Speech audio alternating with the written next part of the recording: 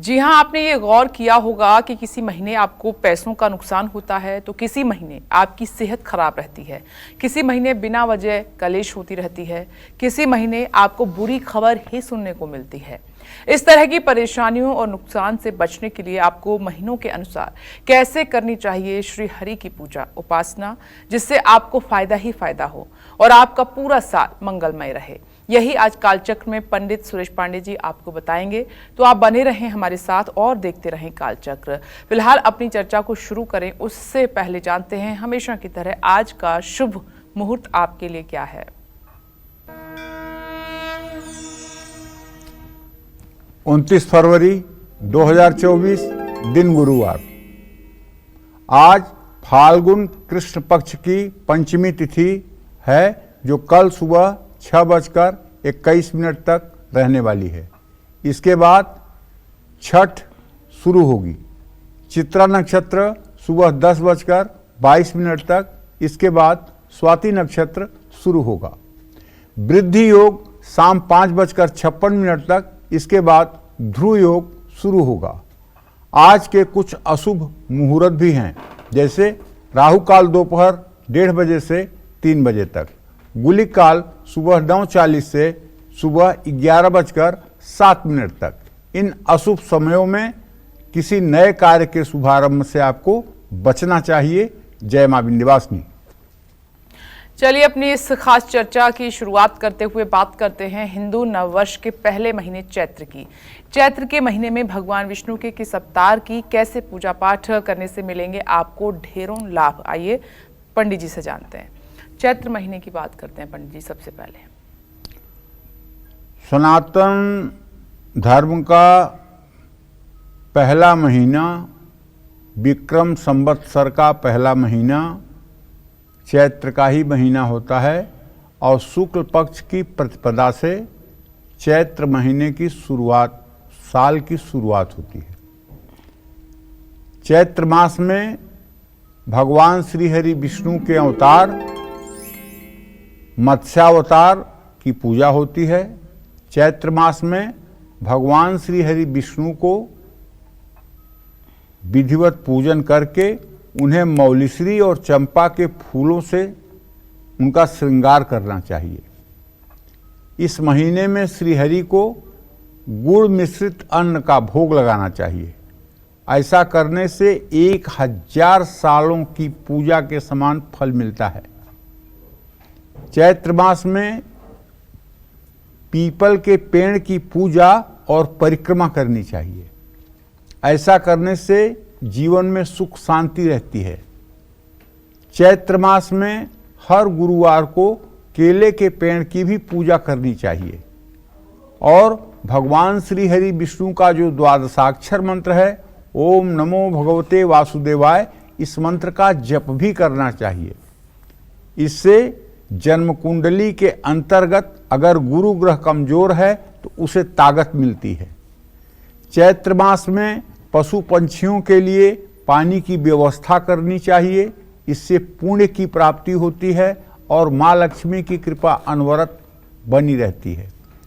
जो लोग चैत्र के महीने में भगवान श्री हरि विष्णु की पूजा करते हैं और शुक्ल पक्ष की प्रतिपदा से नवमी तक शक्ति की उपासना करते हैं, अर्थात नवरात्र का व्रत करते हैं और अपने अभिष्ट मनोकामना के लिए शक्ति की उपासना करते हैं, उनके जीवन से सारा दुख और दरिद्रता क्षण भर में दूर हो जाती है।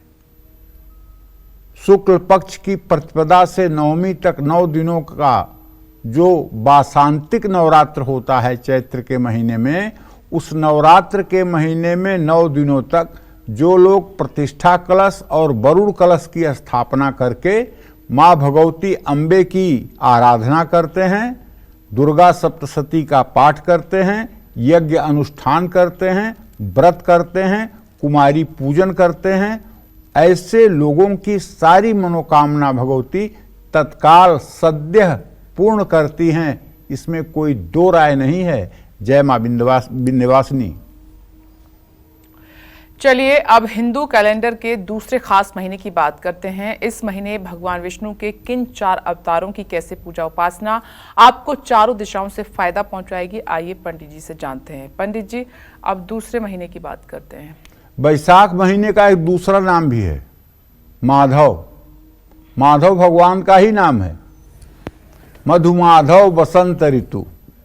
हाँ, तो ये माधव नाम से भी वैशाख का महीना जाना जाता है।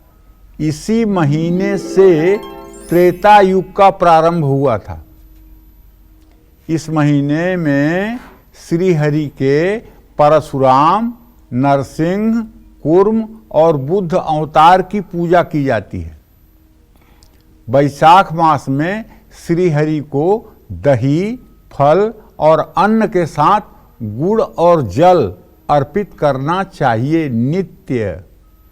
वैशाख मास की शुक्ल पक्ष की एकादशी के दिन पीपल के पेड़ की पूजा करने से माँ लक्ष्मी प्रसन्न होती हैं। और जो लोग वैशाख मास में किसी तीर्थ में जाकर के स्नान करते हैं और दान करते हैं तो ऐसे लोगों को दरिद्रता से मुक्ति मिलती है। चाहे आप प्रयाग में तीर्थराज में जाकर के स्नान कर लें, चाहे कुरुक्षेत्र में जाकर सरोवर में स्नान कर लें, और चाहे हरिद्वार में जाकर स्नान कर लें, चाहे काशी में जाकर स्नान कर लें, कहीं भी तीर्थ में यदि आप वैशाख मास में स्नान और दान करते हैं तो निश्चित रूप से आप मानिए कि आपके पाप का क्षरण हो जाएगा। इस मास में प्यासे को जल पिलाने से गंगा स्नान के बराबर फल मिलता है। इसीलिए लगभग लोग वैशाख के महीने में प्याऊ की व्यवस्था करवाते हैं। वैशाख मास में प्याऊ लगवाना, पंखा, चप्पल और चटाई का दान करना शुभकारी माना जाता है। वैशाख मास की अमावस्या के दिन पितरों की शांति के लिए तर्पण जरूर करना चाहिए। ओम माधवाय नमः इस मंत्र का जप भी करना चाहिए। वैशाख मास में संपूर्ण गीता का पाठ करने से आध्यात्मिक उन्नति भी होती है और मन की मनोदशा अगर नकारात्मक हो रही है तो उसमें भी सुधार होता है। यदि गीता को ठीक ढंग से आप पढ़ें और उसकी टीका पढ़ें। देखिए, गीता 700 मंत्रों का समूह है, लेकिन गीता भगवान श्री कृष्ण के मुख से कही गई है और उसे अर्जुन ने सुना है। अब गीता के श्लोक का हम अपने बुद्धि से अगर अर्थ लगाएंगे तो सटीक अर्थ नहीं लगा पाएंगे। जब हम किसी परम वैष्णवाचार्य, परम सिद्ध संत के भाषा में लिखी हुई टीका को पढ़ेंगे तो मुझे समझने में आसानी होगी। इसलिए अगर आप गीता पढ़ें तो मेरा एक अल्पज्ञ व्यक्ति का सुझाव है कि गीता प्रेस की एक पुस्तक आती है, श्रीमद् भगवत गीता साधक संजीवनी। ये स्वामी राम सुखदास की टीका है। इसमें प्रत्येक श्लोक का जो अर्थ दिया गया है, जो उसका अभिप्राय समझाया गया है, उसको पढ़ने के बाद आपको लगेगा कि सचमुच में जीवन के सत्य को आपने समझ लिया है। इसलिए गीता पढ़िए, लेकिन गीता को पढ़ने से ज़्यादा गीता की बातों को अपने आचरण में उतारिए। गीता पढ़ने की चीज़ नहीं है। गीता बहुत लोग याद भी कर लिए हैं, गीता बहुत लोगों को कंठस्थ भी है। ऐसे लोगों को मैं जानता हूं जिनको पूरी गीता कंठस्थ है, लेकिन गीता का एक भी मंत्र वो अपने जीवन पर लागू नहीं करते हैं। अगर गीता का एक मंत्र अपने ऊपर लागू कर लिया जाए, एक मंत्र लागू कर लिया जाए, जैसे विद्या विनय संपन्ना ब्राह्मण गविहस्तिनी सूनी चैव सुपाके च पंडिता समदर्शिनः, सब में समान भाव की दृष्टि आपका हो जाए इस चराचर जगत में, तो गीता सिद्ध हो गई। प्रभु का दर्शन करने में अब कहाँ विलंब है। जब आपको कुत्ता, चांडाल, हाथी, गाय और विद्या विनय से संपन्न ब्राह्मण सब एक समान दिखाई देने लगे, तो फिर आपके लिए कहाँ कोई असंभव बात रह गई। इसी तरह से अद्वेष्टा सर्वभूतानां मैत्रः करुणमेव च निर्ममो निरहंकार सम दुख सुखम क्षमी। इस संसार में आप अपनी आंख बंद करिए और सोचिए, क्या मेरा इस संसार में कोई दुश्मन है? अगर जवाब नहीं में आता है तो आप मान लीजिए कि आप प्रभु के नजदीक हैं, और अगर जवाब में हाँ आता है कि हाँ कोई है मेरा दुश्मन, तो आप मान लीजिए कभी आप प्रभु से बहुत दूर हैं। क्या मैं किसी से द्वेष करता हूं? क्या मैं किसी से जलन करता हूं? अगर जवाब हाँ में है तो अभी आप प्रभु से दूर हैं। अगर जवाब ना में है, नहीं मैं किसी से जलन नहीं करता हूं, मैं सबको सम्मान करता हूं, सबको प्यार करता हूं, मेरा कोई दुश्मन नहीं, तो आप प्रभु के नजदीक हैं। अगर आप अपने बराबरी के लोगों से मैत्री संबंध रखते हैं और दूसरे लोगों से करुणा का संबंध रखते हैं, दूसरे लोगों का अभिप्राय यहां है जैसे गाय, कुत्ता, कौआ, कबूतर, इनके ऊपर आपकी करुणा है, इन जीवों पर भी आपकी करुणा बरस रही है, तो भी आप प्रभु के नजदीक हैं।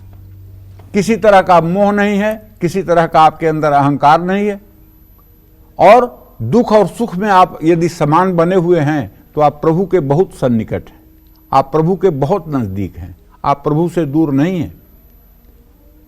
तो कहने का आशय यह है कि देखिए, गीता सिर्फ पढ़ने की चीज नहीं है, गीता को आचरण में उतारने की बात है।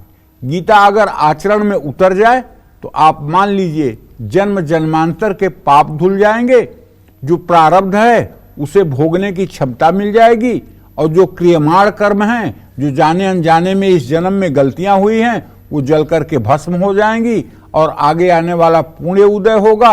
इससे आगे की सफर जो है ना, वो एकदम सुपर हिट होगी। मृत्यु दुख नहीं महोत्सव बन जाएगी, मृत्यु दुख नहीं महोत्सव बन जाएगी। इसलिए कि आपको पता है कि ये शरीर छोड़ने के बाद हमें राधा रानी और कन्हैया दोनों मिलेंगे, और इस मिलन की चाह आपके मन के दुख को समाप्त करके आपके मन में उत्साह भर देगी, इसमें कोई दो राय नहीं है। जय मां विंध्यवासिनी।